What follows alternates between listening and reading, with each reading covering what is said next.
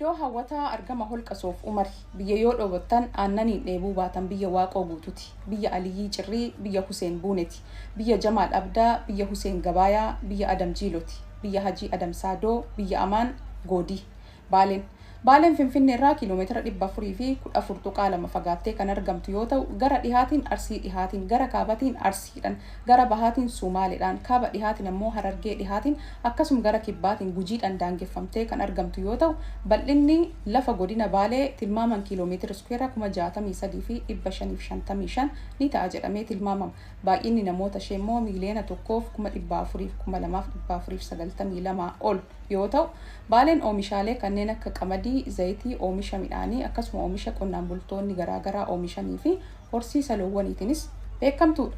Baaleen biyya dhadhaaf aannanii cuubata itti unatan yoo taatu, sabaaf sablammoonni hedduun amantii garaagaraa hordofan keessa ni jiraatu jedhamee yaadama.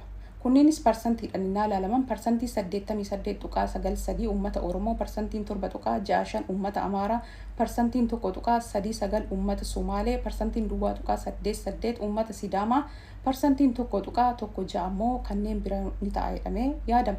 Viidiyoo kana sheer koppii linkii gochuudhaan wal biraan gahaa. Lafa jirtanitti nageenyi keessan badhaadha haa ta'u. Turtii gaarii.